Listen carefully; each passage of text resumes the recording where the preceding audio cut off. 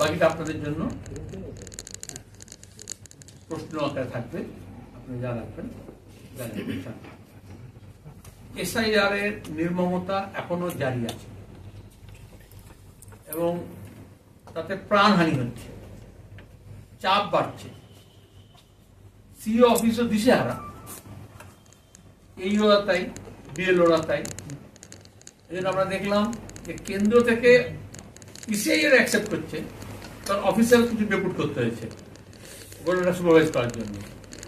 এই আমরা প্রথম থেকে বলছি প্রস্তুতি আগে থেকে নিতে হয়, যে আদৌ করতে হয়, করার কোনো দরকার ছিল না।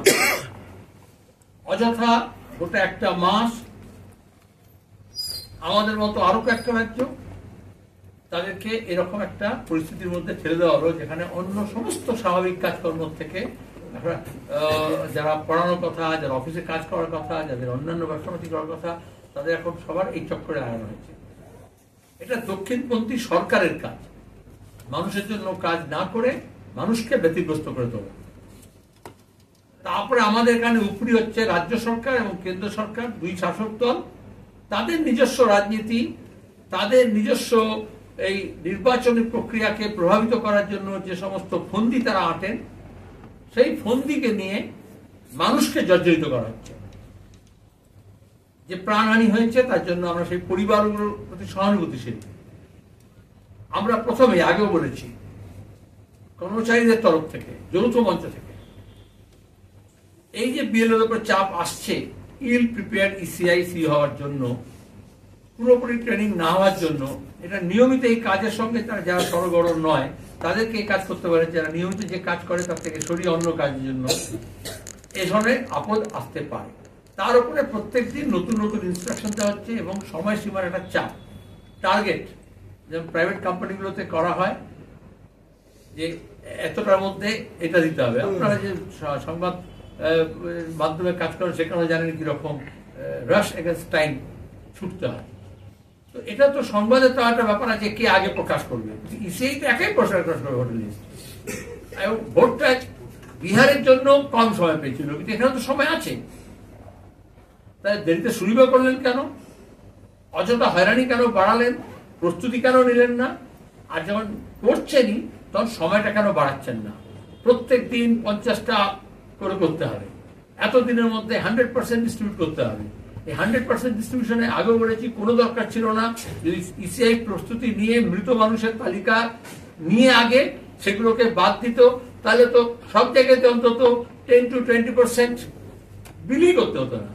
ক্ষমতা সংখ্যা দেখে কি লাভ, এত কোটি বিলি করা হলো 100%, আর সেগুলোকে আবার ফিল আপ করা এবং রিকালেক্ট করার কোনো দরকার ছিল না। এখানেই ইন্টেনশন, ইসিআই এর ইন্টেনশন প্রশ্নচিহ্ন হলো। কতটা সততার সঙ্গে তারা নির্ভুল ভোটার লিস্ট করতে চাইছেন, যে মৃতদের তালিকাও বার করে দিলেন ফর্দ, এখন বলছেন সেগুলো না। দুই হচ্ছে একটা বিশাল অংশের মানুষ যারা আনডকুমেন্টেড, সবচেয়ে প্রান্তিক দুর্বল মানুষ, বাঁধে থাকে, চরে থাকে, মাইগ্রেন্ট লেবারার্স, মাইগ্রেন্টস, যাযাবর জীবনযাপন করেন, নিজস্ব ঠিকানা নেই, নিজস্ব জমি জমা নেই, বন্যা হারিয়ে যায় সব, ভেসে যায় সব, নদী ভাঙনে ভেসে যায় সব। তারপরে আমাদের এই আদিবাসী কমিউনিটি এরকম আছেন, উদ্বাস্তু মানুষ আছেন, বাস্তুহারা ছিন্নমূল মানুষ আছেন, তাদের ব্যাপারে কিচ্ছু ভাবনা চিন্তা করা হয়। মহিলারা যেহেতু তারা এক ধরনের উদ্বাস্তু, তো আমাদের সমাজে একটা বাড়ি থেকে আর একটা বাড়ি, একটা সংসার থেকে আর একটা সংসার, পুরো সব ছেড়ে দিয়ে যেতে হয়। এখন তাদের লিঙ্গেজ করতে বলা হচ্ছে। অনেকে এসব পুরনো ব্যাপার তাদের কাছে থাকে না। তার মধ্যে একটা বড় অংশের হচ্ছে নাম বিভ্রাট। ইলেকশন কমিশন হোক, আধার হোক, সরকারি যত ডকুমেন্টস আছে, সরকার যেহেতু নির্ভুলভাবে কাজ করতে পারে না, সে রাজ্য সরকার হোক, কেন্দ্র সরকার হোক, ভুল তাতে থাকে, গলত থাকে। এবং অনেকগুলো ক্ষেত্রে এটা হয়। আমাদের সামাজিক, প্রশাসনিক, শিক্ষা ক্ষেত্রে সমাজের সব অংশের সমান অংশগ্রহণ হয়নি, যদিও সংবিধান বলেছিল ইকুয়াল অপরচুনিটি, পার্টিসিপেশন সবার হয় না। যার ফলে এমন অনেক নাম আছে যেগুলো যারা এই কাজকর্ম করেন তাদের কাছে অপরিচিত। সেই অপরিচিত নাম উচ্চারণ থেকে বানান সর্বদা ভুল হয়। আবার মাল্টিপল যেগুলো খুব পরিচিত সারনেম বা নাম, সেগুলো লোকে জানে স্ট্যান্ডার্ডাইজ, কিন্তু অনেক নতুনত্ব নাম আছে। আজকালকার আধুনিক ছেলে মেয়েদের অনেক নাম আছে যেগুলো হচ্ছে বিদেশি বিভিন্ন নাম থাকে, অপরিচিত নাম থাকে। সারনেম গুলো আদিবাসীদের, মুসলমানের সারনেম আলাদা কিছু হয় না। আর ইডিয়টিক ভাবনা আছে, কারণ এই যে যেটা নিজে যেরকম শিক্ষিত এসছে নিজে আছে, সে অনেকে ওই রকমই আছে। তাহলে মায়ের আপনার এই নাম ছিল, বাবার এই নাম কেন, বাবার এই নাম ছিল, মায়ের নাম কেন, কে বলবে? সবার এরকম সারনেম পাল্টায় না। আজকাল তো অনেক আধুনিক মানুষ সারনেম পাল্টান না। এরকম উদাহরণ এসছে আমাদের কাছে যে আচ্ছা, অসবর্ণ বিবাহ হয়েছে, অন্য ধর্মের বিবাহ হয়েছে, আমাদের লোকজন গেছে বর্ধমান জেলায় গিয়ে হইচই করেছে, তারপর মেনেছে, বলে এটা এরকম কেন? আপনার মা হচ্ছে হিন্দু, তার বাবা কেন মুসলমান? আপনার তার মা হচ্ছে মুসলমান, তার বাবা কেন হিন্দু? এই যে আরএসএস এর যে মানসিকতা, যে স্টিরিওটাইপ, সেই স্টিরিওটাইপটা যদি প্রশাসনের মধ্যে গ্রাস করে, তাহলে এই ভুলটা হমেশা হবে। আমি আগেও বলেছি, বানানের ক্ষেত্রে কলকাতা বিশ্ববিদ্যালয়ে ইংরেজ আমল থেকে একটা স্ট্যান্ডার্ডাইজ বাঙালি নাম, হিন্দু নাম কিরকম হবে তার বানান একটা স্ট্যান্ডার্ডাইজ করেছিল। কারণ তখন বিশ্ববিদ্যালয়ে তারাই আসতো, তারপরে তারা অনেকেই আসছে বিশ্ববিদ্যালয়ে, এসসি, এসটি, ওবিসি, মাইনরিটি, বিভিন্ন অংশের মানুষ, প্রথম ফার্স্ট জেনারেশন লার্নার, সেটা তো আপডেট করা হয়নি। তাহলে অ্যাসেম্বলিতে উচিত ছিল একটা বিল পাস করে একটা অ্যানেক্সার দিয়ে, তাতে হচ্ছে অফেন বাংলায় যে নামগুলো হয় তার ইংরেজি বানান এই, বাংলা বানান এই, এবং আমি আমার নাম দিয়ে উদাহরণ বলতে পারি, ACLIM বলো বা SALIM বলো, একই লোক।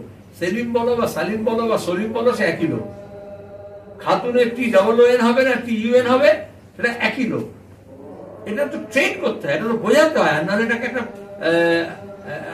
নোটিফিকেশন করতে হয়, সেটা করা হয়নি এখনো। মমতা ব্যানার্জি এত হইচই করে নাটক না করে এটা করতে পারেন, গভর্নমেন্টে গেজেট নোটিফিকেশন দিয়ে বলতে পারে যে এই সব নাম একই, মুখার্জি লেখো আর মুখোপাধ্যায় লেখো একই, ভট্টাচার্য লেখো আর ভট্টাচার্য লেখো, মন্ডলে বানান MANDL লেখো বা MANDOL লেখো বা MONDAL লেখো। যেহেতু বাইলিঙ্গুয়াল হয়, তাতে অনেকগুলো অসুবিধা হয়। এখানে মানুষের এগুলো আসলে, আমি তো সহজে বলছি, এগুলো যন্ত্রণাবোধ, কাজের প্রশ্ন, শিক্ষার প্রশ্ন, স্বাস্থ্যের প্রশ্ন, আবাসনের প্রশ্ন, যোগাযোগের প্রশ্ন, তার ভাষার প্রশ্ন, তার সংস্কৃতির প্রশ্ন, তার ঐতিহ্যের প্রশ্ন, তার সঙ্গে তার পরিবেশের প্রশ্ন, তার যে এখন উল্টোটা হয়েছে, দিল্লিতে মানুষ যাতে নিঃশ্বাস নিতে পারে তার জন্য তোমার গিয়ে যে এয়ার কোয়ালিটি আছে সেটা নিয়ে যখন প্রতিবাদ করছে তাকে জেল দিতে হচ্ছে, তাকে তার পেছনে পুলিশদের দিয়ে দেওয়া হচ্ছে। নিঃশ্বাস নেওয়ার অধিকার এবং বায়ু দূষণের বিরুদ্ধে, এটা হচ্ছে আমাদের কলকাতায়ও আপনারা দেখবেন, এই শীত শুরু হলো এবং আপনার চোখের জ্বালা বেড়ে যাবে। যে বিশেষত করোনার পর থেকে এমন অবস্থা হয়েছে যে বিষ আমরা প্রতিদিন নিঃশ্বাসে গ্রহণ করছি, সবারই লাংসের কোনো কোনো কনসাল্ট, ডাক্তারের সঙ্গে কনসাল্ট করতে হচ্ছে, বুকে জ্বালা হচ্ছে, চোখে জ্বালা হচ্ছে, কারণ পরিবেশটাকে সর্বনাশ করা হচ্ছে। আমি উত্তরবঙ্গ থেকে শুরু হচ্ছে বলে উত্তরবঙ্গে বিপর্যয় হয়েছে, আমরা সেজন্য আমাদের পাহাড়, নদী, নালা, আমাদের জলাভূমি, এগুলোকে বাঁচানো ও দাবি করেছি। এটা হচ্ছে গোটা হ্যাবিটেশন, শুধু আবাস নয়, গোটা তোমার কি বাস্তুতন্ত্র, তার সঙ্গে হচ্ছে গোটা বায়ুমণ্ডল, পরিমণ্ডল, এটাকে যাতে বাসযোগ্য করা যায় এবং আরো বেশি উন্নত করা যায়। তার জন্য যে আমাদের বাম গণতান্ত্রিক যে কর্মসূচি, যে প্রত্যেকটা ক্ষেত্রে, শিক্ষার ক্ষেত্রে, স্বাস্থ্যের ক্ষেত্রে, শিল্পের ক্ষেত্রে, কুটির শিল্পের ক্ষেত্রে, তাঁতের ক্ষেত্রে, পরিবেশের ক্ষেত্রে আমাদের বিকল্প ভাবনা কি, সেগুলোকে আমরা উত্থাপিত করবো এই গোটা বাংলা ভাষার যাত্রায়। এবং তার অনেক কিছু রসদ আমরা সেই অংশের মানুষের সঙ্গে গিয়ে সংযোগ তৈরি করে সেখান থেকে তুলে নিয়ে আসবো। ইটভাটার শ্রমিকের সঙ্গে, চরবাসীদের সঙ্গে, পাহাড়বাসীর সঙ্গে, আদিবাসী মানুষের সঙ্গে, যারা যে কাজে যুক্ত আছে, সে জুট মিলের ওয়ার্কার হতে পারে, চা বাগানের শ্রমিক হতে পারে, অসংগঠিত ক্ষেত্রের শ্রমিক হতে পারে, সে ক্ষেত মজুর হতে পারে, সে কৃষক হতে পারে, সে গৃহবধূ হতে পারে, সে প্রফেশনালস হতে পারে, বিভিন্ন ক্ষেত্রে সে ছোট ব্যবসায়ী হতে পারে, ইন্ডিপেন্ডেন্ট তোমার গিয়ে স্বাধীন পেশাজীবী হতে পারে। তাদের সবার সঙ্গে আদান প্রদানের ভিত্তিতে আমরা ডিসেম্বর মাসের শেষে বাংলা কি চায়, বাংলার কি প্রয়োজন, দেশের কি প্রয়োজন, রাজনীতি কিসের ভিত্তিতে হওয়া উচিত, বিভাজনের না, যে মানুষকে এক সূত্রে বাঁধে, তার কমন যে গোল আছে, কমন যে ইন্টারেস্ট আছে, সেটাকে আমরা তুলে নিয়ে আসবো।